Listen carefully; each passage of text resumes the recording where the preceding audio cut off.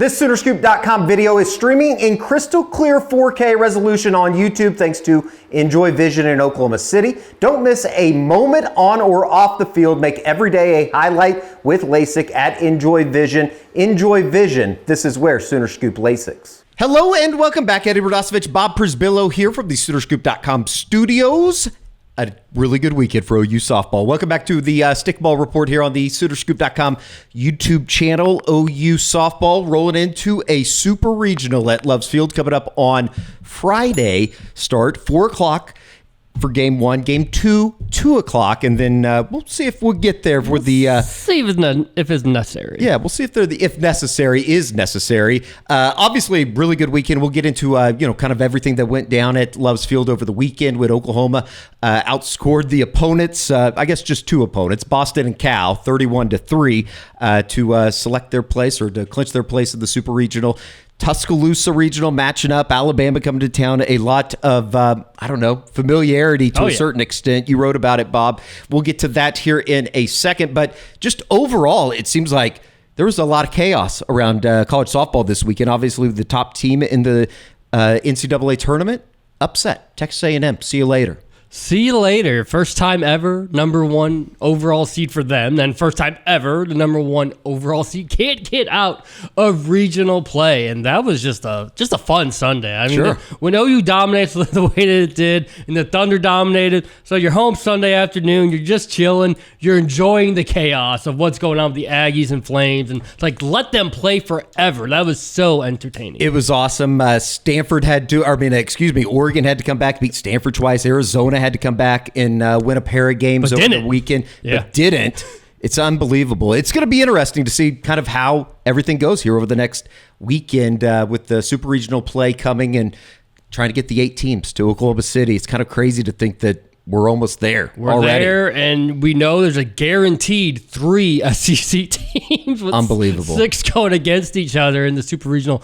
And then you can have a max of 6. There's only 2 series that don't have an SEC team, but that for a conference that people always wonder, are they overrated? No, they showed up. Even if the Aggies didn't, Aggie gonna Aggie, right? But everyone else did. And not to mention, there's a Jordy Ball in the mix as Nebraska comes out of Baton Rouge, which, I think surprised some people, probably not us, after watching Jordy Ball her freshman year at Oklahoma. Before we get into all the Oklahoma stuff, let us tell you about our good friends over at Roback, RHOBACK.com. They got a really good deal right now. We've been telling you about it for the better part of the last few months. All you got to do is go to Roback.com, use the promo code Sooner20 for 20% off everyday shorts, the Looper shorts out on the golf course, Delta Performance pants. It's just, they're great for the summer. Roback is all I had it at Loves Field the entire weekend. It would treat you well. Treat you well at Loves Field. Very good. And especially with the 4th of July coming around. It's right around the corner. Memorial Day weekend coming up this weekend. We'll see where OU baseball is headed on Monday when they announce the field. So just hit up Roback.com, RHOBACK.com, Sooner20 for 20% off. All right, Bob, let's get into it.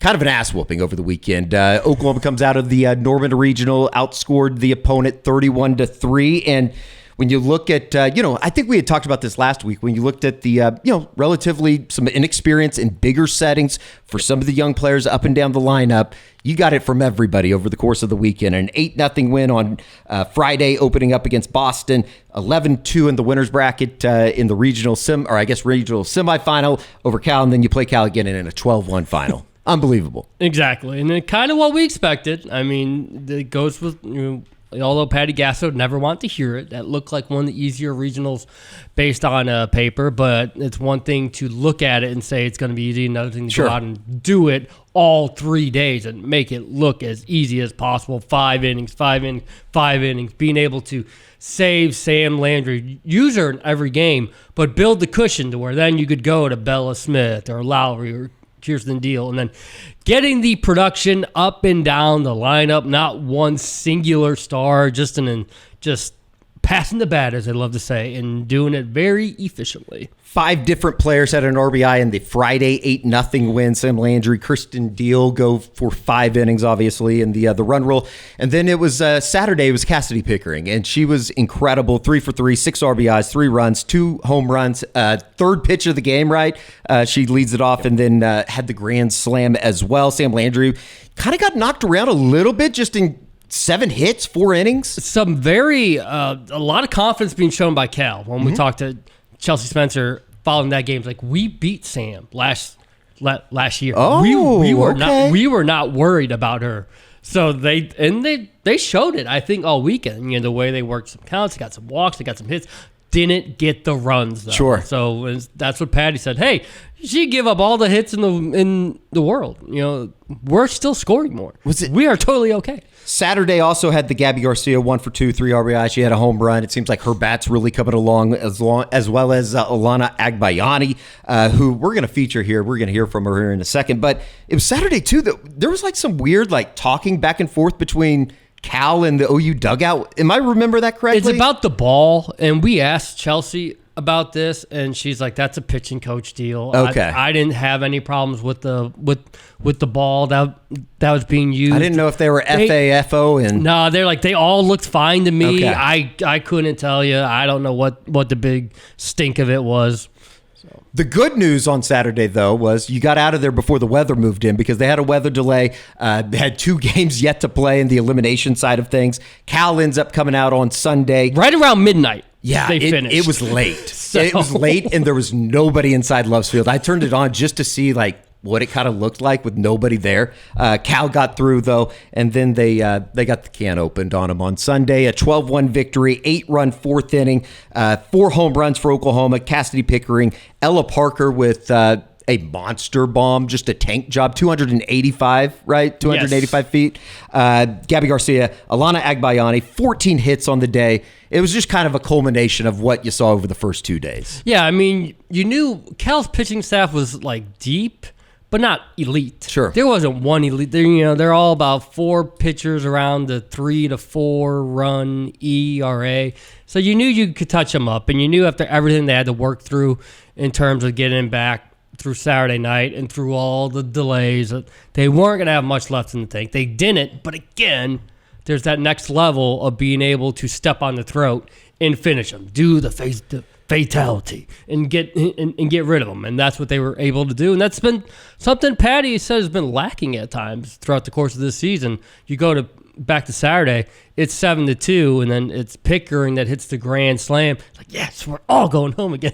So going to get that run rule. When you're able to get that run rule, makes life a heck of a lot easier. Patty Gasso, obviously, we'll hear from her here in a second, but she seemed like she was extremely pleased, maybe even more outwardly than she usually is during these regional settings. This had a very carbon copy feel of what's actually about to come up. This right after Bedlam, she had this same type of not swag or arrogance, but just kind of saying I really love how this team is coming together. And then they went to Bama, and it wasn't all that great. So it's interesting that she almost said the same words, and here comes Bama again. Here is Patty Gasso on Sunday, just kind of recapping everything that happened at the Norman Regional, and it seems like this team is headed in the right direction. Yeah, I'm really, really pleased with this team and how they came out early and scored big in the 4th and then just kind of added along. I'm looking at the box right now, and there were hits up and down the lineup, which was wonderful to see. I think we talked yesterday, there's maybe 4 hitters who had the majority of hits, but I'm looking at this now and going all the way down. It's really impressive. Really pleased with the pitching staff. They gave up 2 runs over the course of 3 games. We run ruled all 3. I've said this team hasn't peaked, and I'm starting to feel something about this right now, and it's pretty exciting. A little bit of a warning shot to maybe the rest of the college football world that even Patty's excited about this thing right now. We will see, though. Obviously, Alabama coming into town. You go back to the Sunday game. We mentioned the 14 hits. Cassidy Pickering, Ella Parker, Gabby Garcia. Macaromorenas, and then Adlana Agbayani is somebody that over the course of this postseason in the 5 games that Oklahoma's played, the 2 at the SEC tournament, and then obviously the 3 at the Norman Regional, she's hitting .500, has 4 RBIs, 3 home runs. This is a bat that it certainly seems like it's coming along. A bat that's come along and has a lot of versatility to it. You go back to the 3-run homer on Sunday. It's first and second, so Cal brings everyone in. Everyone's expecting the sack ball. Even Pat's like, dude, do I give her the bunt signal? That's like, nah, I just have this feeling like Lana is in a certain zone at this moment. She's going to be a dangerous hitter rested away. And funny enough, she's never played in a regional. It's crazy to me. Cougars were the first team out last year, if you can remember. Yeah. They did beat OU at Love Field, but they didn't make the tournament field. So this was her first taste of it. And Patty asked around, like 7 hands went up for who had played in a regional. So you had to get this weekend in, and some handled the moment even better than what you would have thought, and Lana was definitely one of them. And it certainly paid off on Sunday, the 2 for 2, 3 RBI, 2 runs scored as well for Oklahoma in the championship game of the regional. Here is Patty Gasso talking about Alana Agbayani, as well as Alana, just talking about the comfort of playing in the Oklahoma offense. I'm thinking about Ilana was in a position where I could have called for a bunt, but she has got a different focus right now. And I think you're looking at a very hot postseason hitter here. So I didn't want to take the bat out of her hand. I wanted to see what she would do with it, and she's just coming through big. I'm just excited, and especially since this is my first ever time being in postseason, it's really special, and I'm just really confident in my teammates. And I think that's what's helping me play so free, and all of us completely are just free because we're so confident in each other to get the job done that we can just play free and be in the box and just be free. So now they move on to the Super Regional. Alabama coming to town, obviously some familiarity there, whether it be in Oklahoma City, played at the College World Series, or obviously now in conference play. You wrote about it, Bob, but it seems like coming out of Alabama and losing the series in Tuscaloosa, maybe that was a turning point for this team, and specifically Patty Gasso. Yeah, because Patty took a lot of the blame. She said, I didn't have them ready. I didn't have prepared for what they were about to walk into, about the historic rivalry or tradition of OU, Bama. Like, they needed to be better prepared to be going into that environment. Which, by the way, set a 3-game series record of attendance for Alabama just as OU comes to a town. So it seemed like the level of preparation went to that next step, and you've seen the performances follow suit.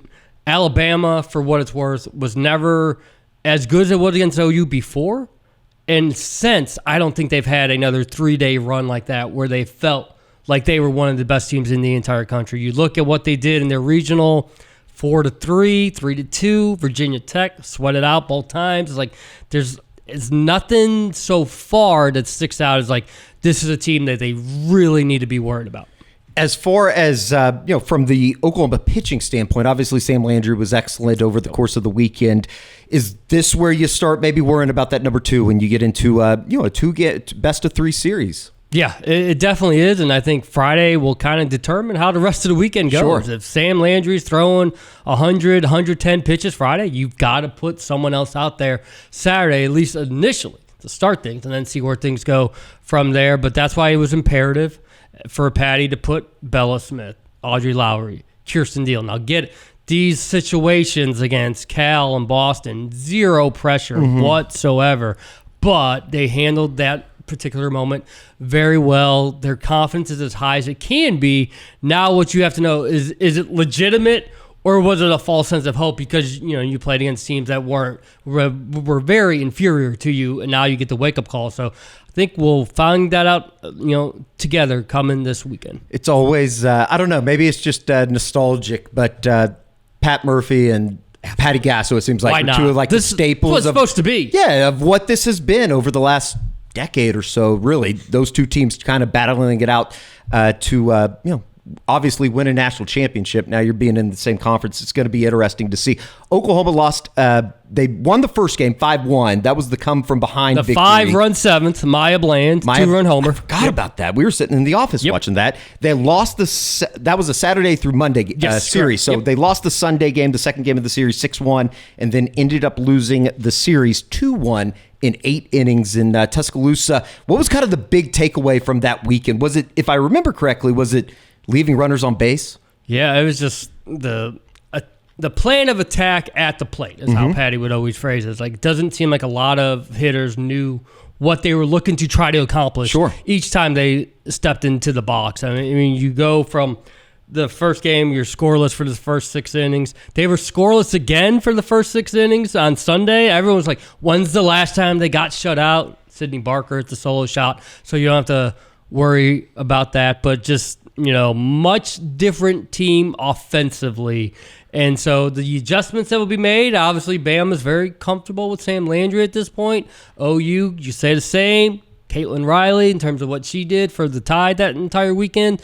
Very intrigued as to how much they lean on that 3-game set and how much they just say, okay, now it's something fresh. Let's go out and go get them. We mentioned Alana Agbayani, but it seems like Sydney Barker as well. Her bat's starting to come on, as well as Gabby Garcia, who's been phenomenal through her freshman season. Yeah, I mean, you had to circle it. Barker's in the 3-hole. Like, all of a sudden, this is... I was going through the notes, and I was like, this is something I didn't notice that. Is a thing where the first game, she got to start at first, and Patty said Sid Sanders was kind of sore.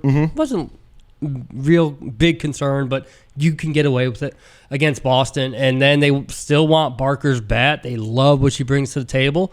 And so Hannah Core now in a much different spot. Sure. I think when I asked Patty this last week, she's like, Hannah Core will play every single game, but she might not start.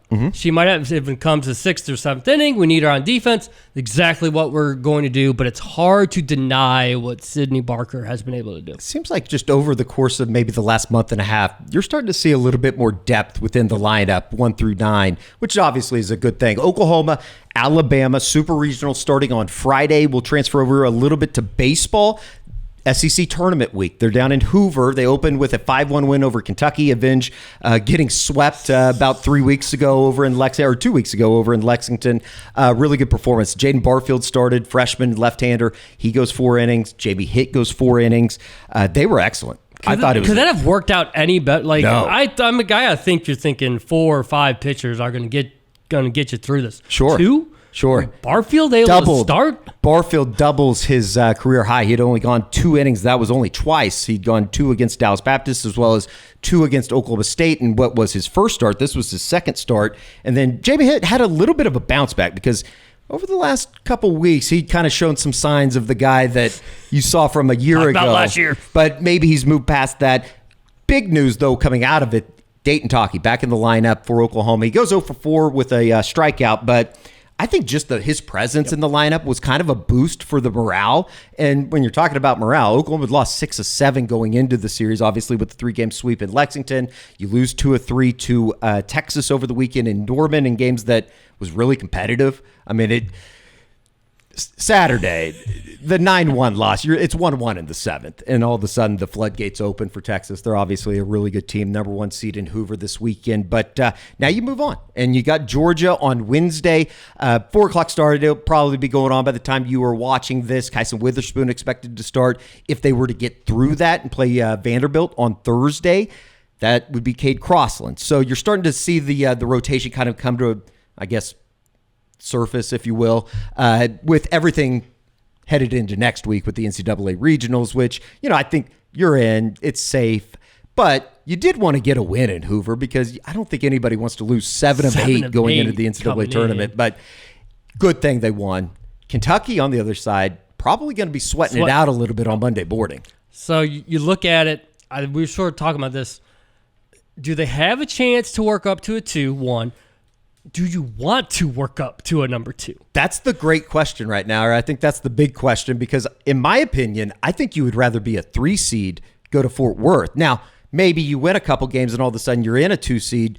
If you could slide back into a TCU Regional, which right now they're projected by D1 Baseball to be the 15 seed overall, 1 through 16. So it would be on the lower end of host opportunities, but it would be a pretty comfortable setting.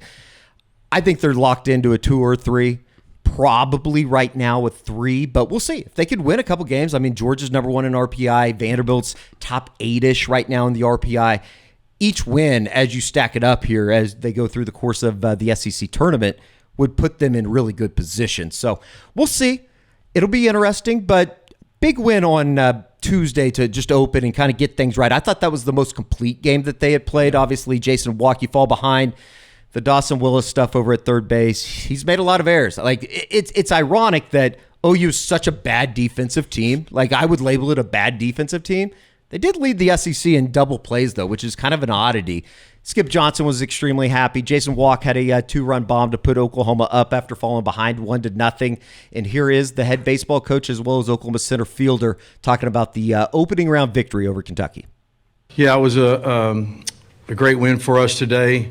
I thought Jaden started it out, pounding the strike zone and getting a big double play in the first inning, gave us some momentum. We had really quality at-bats throughout the game. Played really extremely high-level defense when we had to play. I think we turned 3 double plays in that game to take the momentum out of their dugout and keep it in our dugout with leadoff hitters getting on, which was really huge. And Jamie was outstanding, and getting a big hit from Walk kind of got us going a little bit, give us that momentum. And then we separated the game as we went through it. Easton gets a big hit to make it 3-1, and then hits a big double. I think we have a situational hit. I thought the quality at bats today was at a high level, not chasing pitches when they been chasing them, and playing great defense. And really proud of our team and how they went about it and finished 9 innings and took it 1 pitch at a time, which was even better to see. We preach chaos, so doing whatever we can to score a run, even if we're not hitting or whatever the case may be.